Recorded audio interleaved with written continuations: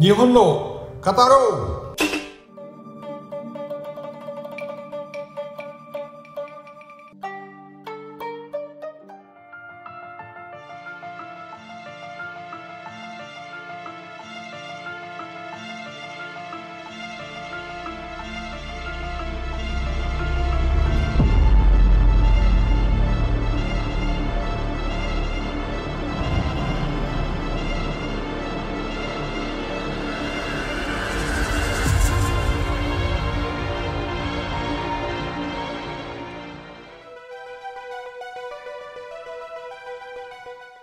Sahabat Senpai, apa kabar? Jumpa lagi dengan saya, Yusron Ihza. Izinkan saya untuk pertama mengucapkan rasa syukur, Alhamdulillah, bahwa tayangan YouTube saya sebelum ini yang berjudul Stabilisasi Nilai Rupiah dengan subjudul Pemerintah ingin $1 sama dengan Rp1, saya siap antarkan. Nah, tayangan itu ternyata mendapat sambutan hangat dari para penonton, dan untuk itu saya ingin mengucapkan terima kasih yang sebesar-besarnya karena telah meluangkan waktu untuk menonton tayangan tersebut. Dapat saya garis bawahi bahwa ide yang ditampilkan dalam tayangan itu sebenarnya adalah sebuah ide yang sudah amat lama saya miliki dan bahkan telah pernah juga saya sampaikan ke pihak-pihak tertentu. Ide tentang stabilisasi nilai rupiah atau penguatan nilai rupiah itu sebenarnya tidak terlepas dari peristiwa besar yang terjadi di negeri ini dan bahkan juga di kawasan Asia, yaitu peristiwa krisis moneter tahun 1998. Jadi pada saat itu rupiah mengalami gunjang-ganjing yang luar biasa.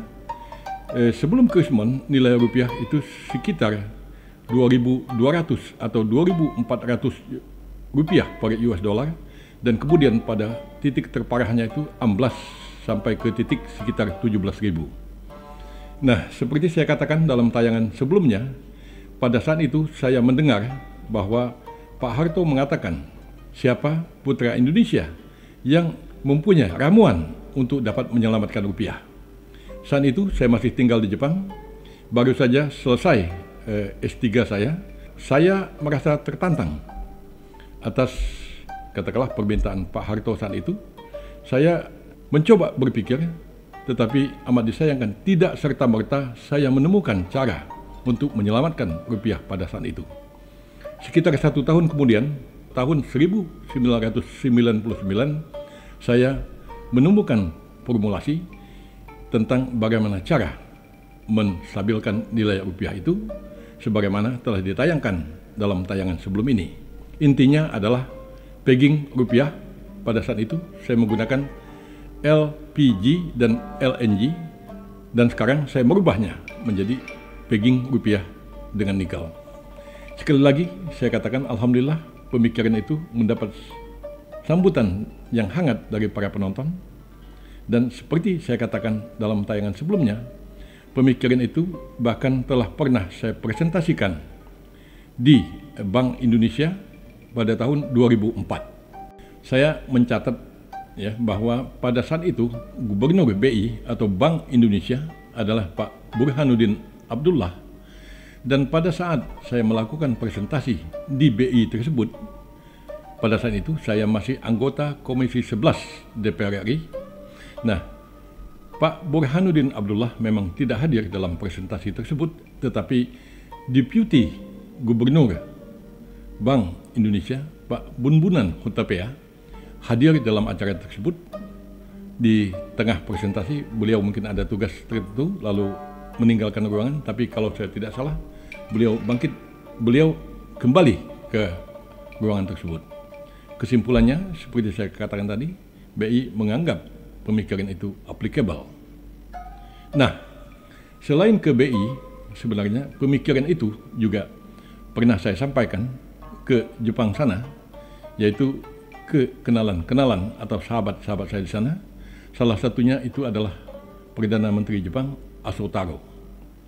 Jadi Pak Aso Taro pada saat itu masih menjabat Perdana Menteri, mungkin kita tahu bahwa beliau kemudian digantikan oleh Perdana Menteri Abe, dan setelah digantikan oleh Perdana Menteri Abe, Pak Asotaro itu masih tetap menduduki jabatan penting, yaitu Wakil Perdana Menteri Jepang dan sekaligus juga Menteri Keuangan Jepang. Nah, insya Allah saya menyampaikan kepada orang yang tepat. Lalu apa kata Pak Asotaro pada saat itu? Beliau menepuk-nepuk bahu saya, mengatakan bahwa ini gagasan yang luar biasa. Jika pemerintah Indonesia memang serius tentang ini, kita siap untuk berbicara lebih lanjut tentang ini. Intinya, Jepang mendukung ide ini. Dalam konsep itu, salah satu poin yang penting adalah bahwa jika formulasi saya ini di-adopt dan diterapkan oleh pemerintah, maka insya Allah rupiah itu akan menjadi mata uang dunia. Dengan jadinya rupiah sebagai mata uang dunia, yang pada saat yang sama merupakan mata uang yang stabil, tentu saja harga diri kita akan meningkat sehingga kita menjadi bangsa yang lebih terpandang di dunia ini.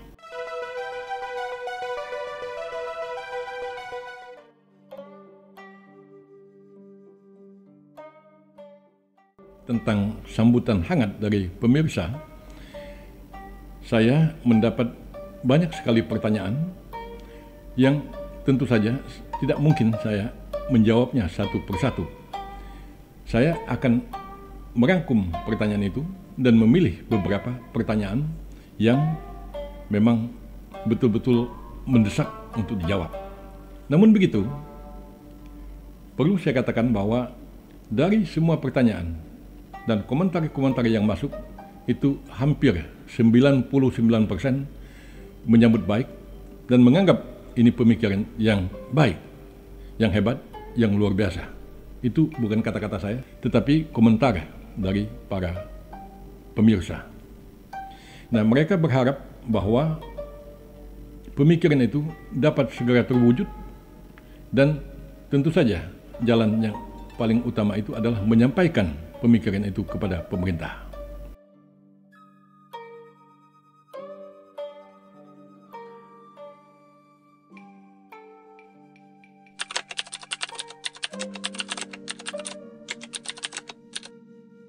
Terkait pertanyaan tentang apakah pemikiran itu telah disampaikan kepada pemerintah Republik Indonesia, maka jawab saya, alhamdulillah, pemikiran itu telah saya sampaikan, bukan saja pada masa yang lalu, melainkan pada masa saat tayangan ini ditampilkan.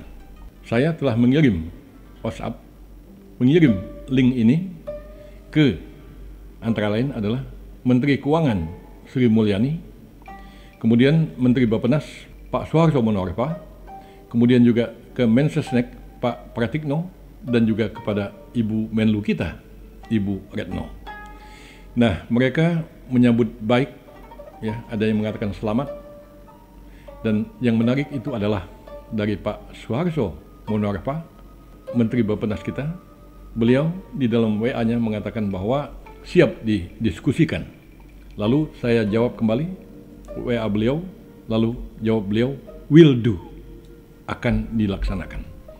Jadi alhamdulillah bahwa pihak pemerintah menyambut baik juga gagasan ini, dan dapat saya tambahkan bahwa alhamdulillah saya sampai taraf tertentu mempunyai hubungan baik dengan pemerintah kita, termasuk juga di legislatif. Dalam hal legislatif, ya, saya pernah menjadi anggota DPR RI seperti dikatakan tadi pada tahun 2004-2009, sehingga banyak sekali politisi kita sekarang ini notabene adalah kawan-kawan lama saya. Nah, kemudian dengan pemerintah Indonesia, di samping juga nama-nama yang telah saya sebutkan tadi, tentu saya masih punya sejumlah sahabat lain yang mereka itu duduk di dalam pemerintahan sekarang, termasuk juga Presiden kita sekarang, Pak Joko Widodo. Jadi dengan hubungan baik ini, insya Allah bahwa pemikiran ini akan didengar oleh pemerintah dan dikaji, dan tentu saja terakhir itu adalah dilaksanakan.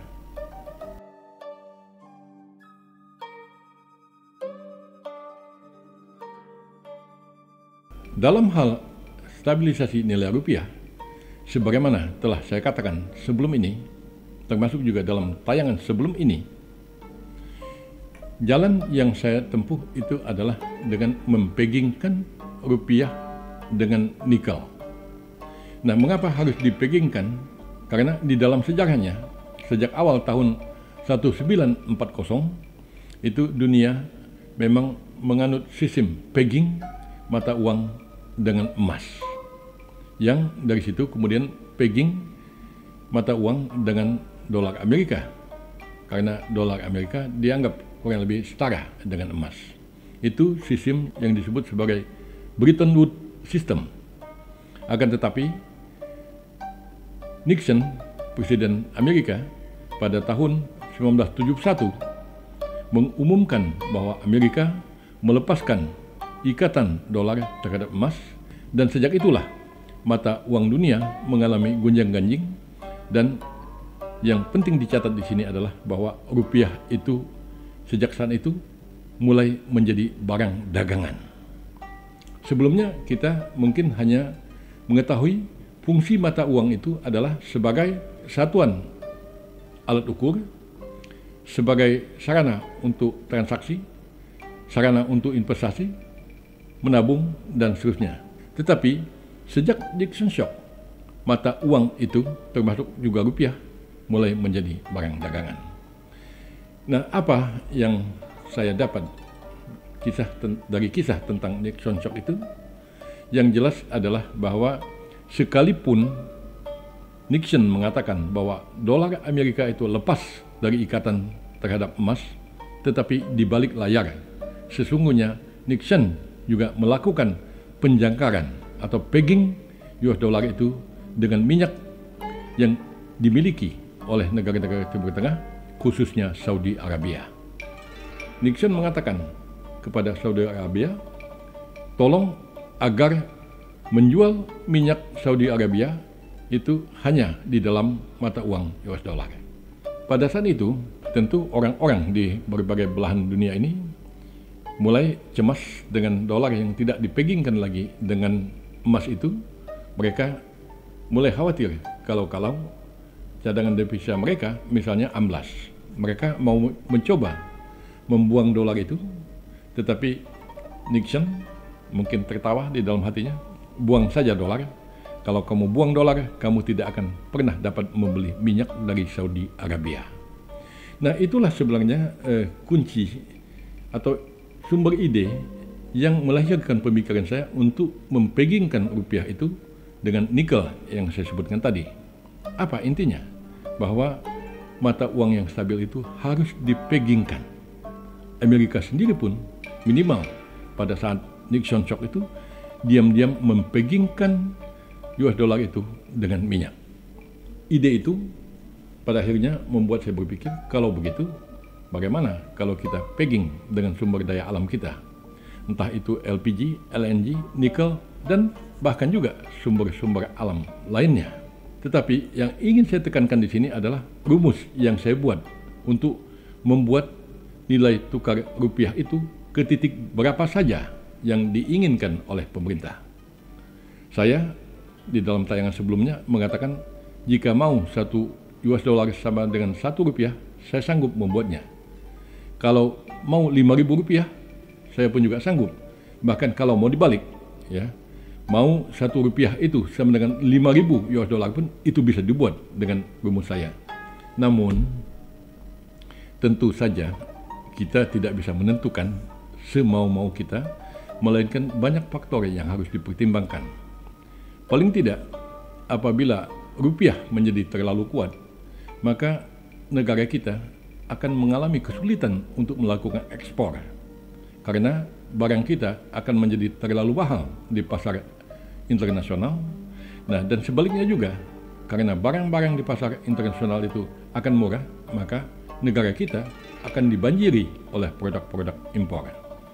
Saya mengatakan 1:1 adalah untuk mempertegas ide ini saja, walaupun tentu nilai yang ideal itu 1 rupiah itu sama dengan berapa US dollar, tentu saja perlu dilakukan kajian-kajian yang lebih dalam.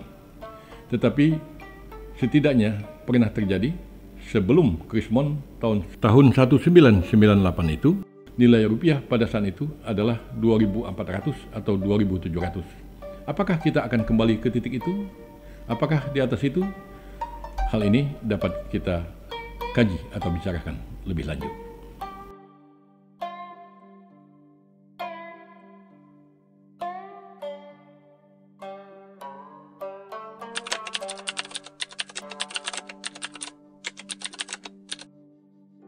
Sekali lagi, saya mengatakan terima kasih atas pertanyaan tersebut dan izinkan saya untuk menjawabnya. Tentang substitusi nikel, itu kemungkinan itu tentu ada saja. Bahkan belum lama ini Elon Musk mengatakan bahwa berkemungkinan bahwa besi itu bisa digunakan sebagai salah satu alternatif, ya, dalam kita menyiasati energi.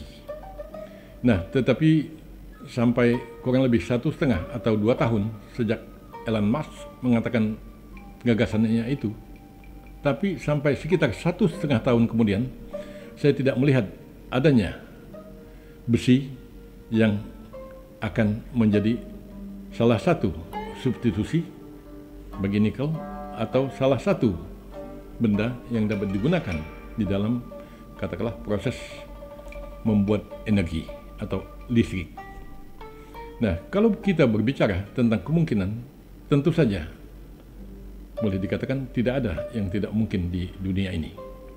Hanya saja tentu kita perlu melihat sejauh mana sekiranya itu adalah sebuah bahaya, sejauh mana probabilitas bahwa bahaya itu akan muncul. Nah, bahkan negara-negara Timur Tengah saja pun, misalnya, apakah mereka tidak merasa cemas sekiranya ada substitusi terhadap energi fosil alias minyak bumi itu? Nah, tetapi nyatanya, ya, sejak sekitar Perang Dunia ke-1 atau Perang Dunia ke-2 sampai hari ini masih tetap saja minyak itu tidak tersubstitusikan oleh yang lain, kalaupun ada persentasenya kecil saja, sehingga minyak masih tetap berjaya. Nah, dalam hal nikel, ya, bukan hanya kemungkinan besi yang disebutkan oleh Elon Musk tadi, melainkan juga yang mungkin lebih dekat lagi itu adalah penggunaan energi hidrogen. Nah, saya alhamdulillah waktu menjabat sebagai duta besar kemarin itu sempat pergi ke Nagoya, ke pusat pengembangan roket Mitsubishi yang menggunakan hidrogen sebagai bahan bakarnya. Nah, tentu saja hidrogen bukan hanya digunakan untuk roket saja, bahkan Jepang juga sedang berusaha mengembangkan teknologi di mana hidrogen itu digunakan sebagai bahan bakar untuk kendaraan. Mobil khusus adalah mobil. Nah, itu kalau kita bicara tentang hidrogen mungkin lebih mengerikan lagi, ya. Substitusi itu bahkan seram, dapat saya katakan begitu, karena hidrogen dari mana kita dapat? Yaitu dari air. Di mana-mana ada air gitu. Lalu apakah tidak cemas negara-negara yang mempunyai sumber daya energi, baik minyak, batu bara, ya, panas bumi, gelombang laut, dan seterusnya. Nah, tetapi tentu kita tidak perlu terlalu hidup ini di dalam ketakutan. Walaupun, ya, dalam hal energi hidrogen itu, walaupun saya bukan seorang ahli kimia, paling tidak, ya, kita tahu bahwa rumus air itu adalah H2O. Jadi bagaimana caranya kita membuang itu oksigen itu, O2 itu, sehingga yang tertinggal itu tinggal H saja alias hidrogen. Itu sebuah teknologi yang sudah amat dekat sekali. Jadi kalau memang energi hidrogen itu memang terwujud, berarti orang cukup menggunakan air dengan memisahkan tadi oksigennya itu, dan itu menjadi sumber energi. Itu bahaya. Nah, kabarnya itulah sebabnya mengapa Jepang agak ragu terhadap pengembangan mobil listrik, karena mereka berpendapat jangan-jangan usia mobil listrik itu pun juga tidak akan terlalu lama karena akan muncul teknologi yang baru. Yang mereka kejar sejauh yang saya dengar itu adalah energi hidrogen. Nah, tetapi kembali kita tidak usah terlalu cemas terhadap itu, karena ada yang lebih dahsyat lagi daripada hidrogen itu, yaitu thorium. Thorium itu ada di kampung halaman saya di Bangka Belitung, dan kita adalah pemilik deposit thorium terbesar di dunia. Thorium mirip-mirip dengan uranium, akan tetapi thorium lebih efisien dan lebih tidak berbahaya dibanding energi nuklir yang menggunakan uranium. Tetapi yang ingin saya katakan di sini adalah bahwa perusahaan mobil Amerika, yaitu Cadillac, telah melakukan riset, dan alhamdulillah foto-fotonya saya miliki. Mereka di dalam riset yang mereka lakukan itu menemukan bahwa dengan menggunakan 8 gram thorium, maka mobil masa depan yang ingin mereka ciptakan itu, di dalam simulasi yang mereka lakukan, ditemukan fakta bahwa apabila mobil tersebut dipakai secara normal setiap hari, maka dengan menggunakan thorium hanya sebanyak 8 gram tersebut, mobil itu akan berjalan selama 100 tahun tanpa perlu dicas sama sekali. 8 gram itu amat kecil, lebih kecil daripada cincin yang ada di tangan saya ini. Masih tentang thorium, dulu kira 10 tahun yang lalu, Batan mengatakan bahwa apabila thorium yang ada di bumi Indonesia dan terutama sekali di Bangka Belitung itu digunakan sebagai sumber energi bagi negara kita, maka dengan asumsi bahwa demand atau permintaan listrik kita tetap seperti sekarang ini, maka dengan menggunakan thorium yang ada di Bangka Belitung itu, Indonesia akan terang benderang selama 600 tahun. Itu data sekitar 10 tahun yang lalu. Belakangan ini dikatakan bahwa ternyata apabila thorium di Bangka Belitung itu digunakan sebagai sumber energi, maka Indonesia akan terang benderang selama 1000 tahun. Nah, orang mungkin bertanya, Pak Yusron, mungkin Bapak mimpi kembali? Iya, tapi ini sebuah mimpi yang nyata. Mengapa begitu? Karena saya sebagai orang Bangka Belitung, dan juga dulu mewakili Bangka Belitung sebagai anggota DPR, saya tahu tentang kampung halaman saya. Saat ini itu telah ada ya konsorsium, kalau saya tidak salah adalah konsorsium antara perusahaan Amerika dan perusahaan nasional kita. Sekali lagi, jika saya tidak salah, namanya itu adalah Thorcon. Saya tidak tahu apakah singkatan dari Thorium Konsorsium ataukah Thorium dan seterusnya. Jadi sudah ada itu MOU di mana pembangkit listrik menggunakan tenaga thorium itu yang pertama kali di dunia ini akan dibangun di Bangka Belitung, di pulau kecil yang namanya Pulau Gelasa yang terletak antara Pulau Bangka dan Pulau Belitung. Jadi ini kalau kita bicara tentang perkembangan energi. Tetapi kalau kita terus berpikir kalau seandainya begini, lalu bagaimana gitu. Ya, tentu saja kita harus berpikir terus. Bahkan saya katakan, kalaupun Jepang mau menggunakan hidrogen sebagai sumber energi yang mungkin akan membuat banyak negara di dunia ini kewalahan, terutama negara-negara yang mempunyai sumber daya energi, maka tidak usah khawatir. Di bumi kita memiliki thorium yang insya Allah itu akan merupakan sumber energi yang luar biasa, yang tentu saja kalau kembali tentang tema kita bisa juga mempegingkan rupiah itu dengan thorium. Terima kasih.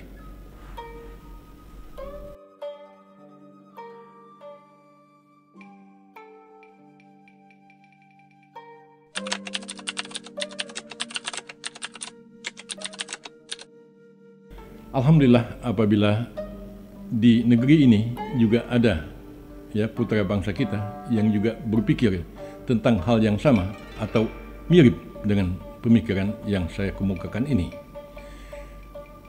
Saya tentu salut dan hormat kepada saudara Mardigu, walaupun saya tidak kenal langsung dengan beliau dan bahkan juga tidak pernah tahu apabila saudara Mardigu pun juga mempunyai pemikiran yang mirip dengan pemikiran yang saya kemukakan ini. Namun pantas saya tekankan kembali, sebagaimana telah saya sebutkan di tayangan sebelumnya, pemikiran ini muncul itu kurang lebih 1 tahun sejak Krismon 1998 itu. Jadi tadi pada saat Pak Harto mengatakan ya siapa yang punya rumus untuk menstabilkan nilai rupiah, saat itu saya mulai berpikir dan sekitar 1 tahun kemudian pemikiran itu muncul sehingga muncullah nanti formulasi matematik yang telah saya kemukakan sebelum ini tentang bagaimana persamaan yang harus kita buat sehingga nilai rupiah itu bisa ke titik berapa saja pun yang kita maui terhadap US dollar. Tentu saja bukan hanya terhadap US dollar, tapi terhadap mata uang apapun juga. Jadi perlu saya katakan bahwa pemikiran ini saya temukan pada saat saya masih menetap di Jepang, itu sekitar tahun, kalau tadi 1998 plus 1 tahun, maka pemikiran itu muncul sekitar tahun 1999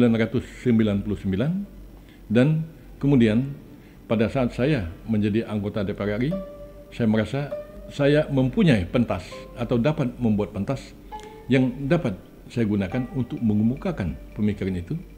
Dan seperti yang telah saya katakan tadi, pada tahun 2004 saya kemukakan pemikiran itu di Komisi 11 DPR RI dan alhamdulillah pada akhirnya BI mengundang saya untuk melakukan presentasi. Jadi pemikiran ini telah amat lama, lebih dari 20 tahun silam dan mungkin sekitar 25 tahun yang silam, tapi alhamdulillah ini masih relevan dengan situasi pada masa sekarang ini. Kembali ke saudara Mardigu, saya hanya pernah mendengar nama itu 1-2 kali saja, tapi saya tidak tahu siapa beliau. Saya mencoba mencari tahu, kabarnya beliau itu studi di Amerika dan kemudian juga dari segi negara tempat melakukan studi, beliau di Amerika, saya di Asia, yaitu di Jepang. Saya tentu berharap dapat bertemu dengan saudara Mardigu. Mari kita diskusikan pemikiran ini bersama-sama, ya. Yang tujuannya itu tentu adalah untuk membuat rupiah kita menjadi kuat, stabil, dan dihargai oleh dunia.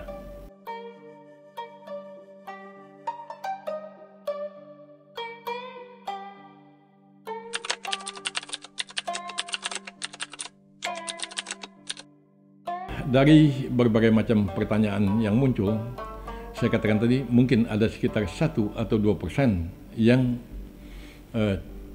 katakanlah tidak mencerminkan optimisme yang mendalam, tetapi bagaimanapun juga saya tetap menghargai, saya menghormati pemikiran-pemikiran atau pertanyaan-pertanyaan yang mengkhawatirkan tentang ide ini. Ada bahkan yang mengatakan bahwa ide ini adalah ide yang notabene adalah mimpi di siang bolong, dan bahkan dikatakan bahwa saya ingin memunculkan persoalan yang baru. Tetapi perlu saya katakan bahwa kita memang perlu membuat mimpi di dalam hidup ini. Ya, bahkan saya sering mengatakan kepada kawan-kawan muda, anak-anak muda, bermimpilah. Jangan sampai sekedar bermimpi saja pun kita telah tidak berani. Yang ingin saya katakan di sini, kalau mimpi saja sudah tidak berani, maka bagaimana mungkin kita akan berani melihat realita yang kita hadapi sehari-hari? Ya berhayalah, bermimpilah, tetapi mimpi yang masuk akal untuk bisa diwujudkan. Ada sebuah ungkapan yang mengatakan bahwa pemimpin besar itu pada umumnya adalah bermula dari seorang pemimpi besar. Jadi biarkanlah saya bermimpi, dan mari kita bermimpi, insya Allah kita bisa menjadi pemimpin yang besar, ya juga bisa menjadi bangsa yang besar. Nah, dan ada satu lagi juga ungkapan yang menarik yang kalau saya tidak salah dengar itu adalah tokoh kita yang telah meninggalkan kita, yaitu Pak Soedjadmoko, tokoh yang tentu saja terkenal pada masa sekitar 10 atau 20 tahun yang lalu. Pak Soedjadmoko mengatakan bahwa optimisme itu bahkan harus mengalahkan, harus di atas dari realita. Jadi kalau kita melihat bahwa realita itu tidak mungkin, maka kita harus mengatakan dalam optimisme kita bahwa ini mungkin. Nah, jadi saya rasa mimpi itu amat diperlukan, karena dari mimpi itulah seringkali segala sesuatu itu bermula. Bukankah sebelum kita melakukan sesuatu kita mempunyai niat? Bukankah niat itu sebenarnya juga adalah mimpi? Bahkan saya berkata di dalam hati bahwa mimpi atau niat itu sesungguhnya adalah doa. Saya terlahir di pulau yang relatif terbelakang pada saat itu, walaupun sekarang sudah cukup dikenal, yaitu di Pulau Belitung.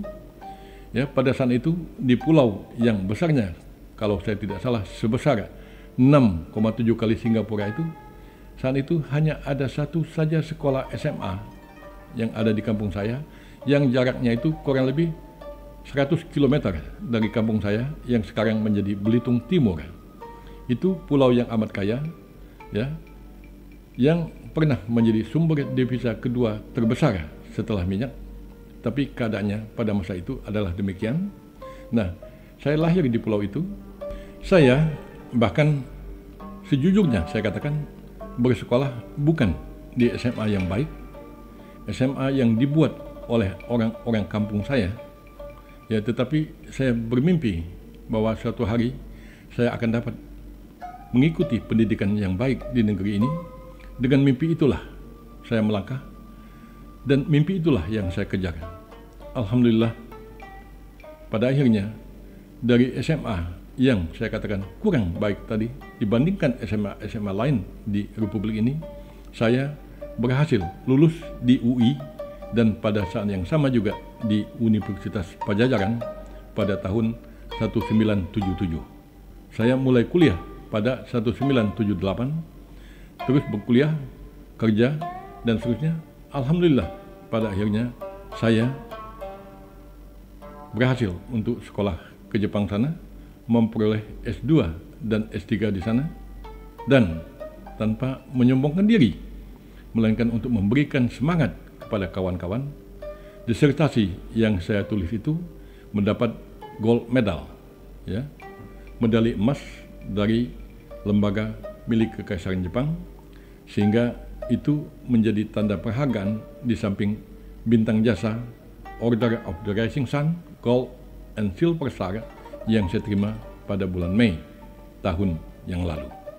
Jadi yang ingin saya katakan, marilah kita bermimpi, jangan sampai sekedar bermimpi saja pun kita tidak berani.